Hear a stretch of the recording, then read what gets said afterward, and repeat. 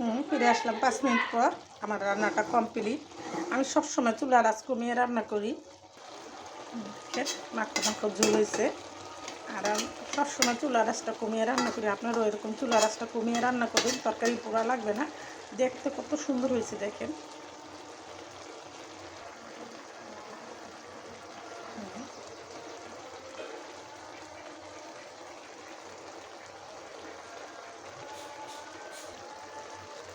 গুঁড়া মাছ সবসময় মাখায় জাকায় রান্না করলেই খুব স্বাদ হয়। আর আপনারাও এরকম করে সুস্বাদু গুঁড়া মাছ রান্না করে খাবেন। আর আমার ভিডিওটা না টেনে ফুল ভিডিওটা দেখবেন কীভাবে রান্নাটা করলাম।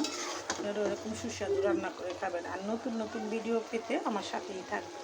ভিডিওটা আর বড় না করে এখানে রেখে দিলাম। আসসালামু আলাইকুম।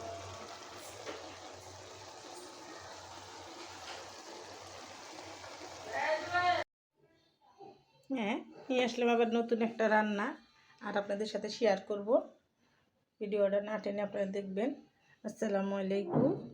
আর কি দিয়ে কীভাবে রান্না করব, এখানে আমি বেশি করে কাঁচামরিচ নিয়েছি। মরিচগুলো বেশি ঝাল না, তারপরও বেশি করে নিলাম। শীতের দিনে আপনারা ঝাল খাবেন না দেখে হয়, আমিও অনেক পছন্দ করি শীতের দিনে ঝাল ঝাল তরকারি। এখানে নিয়েছি টমেটো, পেঁয়াজ, আলু, মূলা, আর নিয়েছি বৈরাগী মাছ। এটা দিয়েই আমি রান্না করব আর আপনাদের সাথে শেয়ার করব কীভাবে রান্নাটা করি। আপনারা দেখতে থাকুন। অনেকেই গুঁড়া মাছ পছন্দ করেন, আমার অনেক পছন্দের মাছ গুঁড়া মাছ, তাই আমি আজকে এটাই রান্না করব, আপনাদের সাথে শেয়ার করতেছি, দেখতে থাকুন।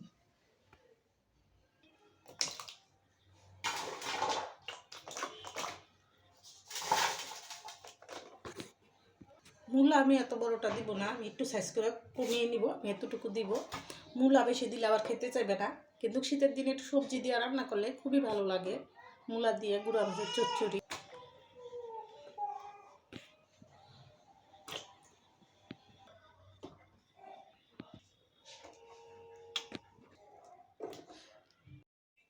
আমি ধুয়ে পরিষ্কার করে নিলাম। এখন আমি এটি চিকন করে কেটে নিব, পাতলা পাতলা করে। এরকম করে কেটে নিব। মূলা অনেকে পছন্দ করেন না, আবার অনেকে পছন্দ করেন। আমার খুবই ভালো লাগে, আমার ছেলেরা খেতে চায় না। তারপরও আমরা আগের দিনের মানুষ তো, খুবই ভালো লাগে আমাদের। শীতের দিনে একটু মূলা দিয়ে গুঁড়া মাছের চচ্চড়ি করলে। এরকম করে কেটে মরিচ আমি বেশিরভাগই নিয়েছি, আর কয়েকটা আস্ত রেখে দিচ্ছি। এতগুলো দিব না, কয়েকটা আস্ত দিব। সব কুটা বাছা শেষ। আমি এখন লবণ দিয়ে মরিচটা কষলিয়ে দিব ভালো করে, মরিচটা থেকে ঝালটা বাড়ানোর জন্য। আর এখানে আমি সব তরকারিগুলো কেটে দিয়েছি। আমি এখন পেঁয়াজ দিয়ে দিব, মূলাটা দিয়ে দিব, আলুটাও দিয়ে দিব। সবটুকু দিয়ে আমি একটু হলুদের ফাঁকি দিয়ে মেখে নিব। বেশি করে হলুদের ফাঁকি দিলাম। একদম সিম্পল, কোনো তেল ঝামেলার রান্না না। যারা রান্না করতে ঝামেলা মনে করেন গুঁড়া মাছ, তাদের জন্য উপলক্ষে করেই করতেছি। আর দিয়ে দেবো সামান্য একটু তেল, একদম অল্প তেল দিলাম। হয়ে গেল আমার মশলা দিয়ে মাছটা মাখা। আমি এখন মাছটা পুরোটা এটার সাথে দিয়ে দিব। দেখেন একদম সহজভাবে এরকম গুঁড়া মাছ রান্না করে খেয়ে দেখবেন যে কী স্বাদ লাগে। মশলা দিলেই স্বাদ হয় না, মশলা ছাড়াও অনেক কিছু রান্না করে খেয়ে দেখবেন স্বাদ লাগবে। এটা একদম আমার শাশুড়ির হাতের রান্না। আমার শাশুড়ি ফরিদপুরের ছেলের বউ, আর বাপের বাড়ি হইল রংপুর। তো এই দেশের রান্না আপনাদের সাথে শেয়ার করলাম, আপনারা দেখতে থাকুন। আমি এখন টমেটোগুলো দিয়ে দিব, আর দিয়ে দিব একটু সামান্য পানি। বেশি পানি লাগবে না, এই তরকারির ঝোলটা দিয়েই, এটার রস দিয়েই রান্নাটা হয়ে যাবে।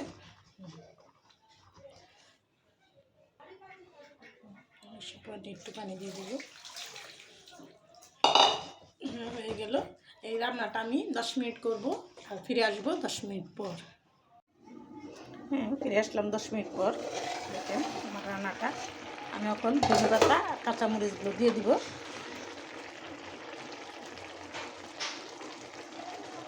আর দিয়ে দেবো 4টা আস্তে আস্তে কাঁচামরিচ। ভাতের সাথে একটু ডুলে খেতে অনেক সুস্বাদু লাগে। আরও আমি এই রান্নাটা আরও 5 মিনিট করব, একদম চটচড়ে করে ফেলবো।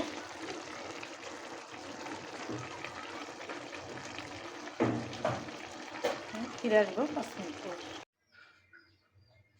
বিসমিল্লাহির রহমানির রহিম। আসসালামু আলাইকুম। এটা হলো সুস্বাদু গুঁড়া মাছের চচ্চড়ি। আর এই গুঁড়া মাছের চচ্চড়িটা কীভাবে রান্না করলাম কী কী দিয়ে সেটা আপনাদের সাথে শেয়ার করব। আপনারা আমার ফুল ভিডিওটা দেখবেন না টেনে, আর এরকম গুঁড়া মাছের চচ্চড়ি রান্না করে খাবেন। চলুন কিভাবে রান্না করলাম সেটা আপনাদের সাথে শেয়ার করব, আপনারা দেখতে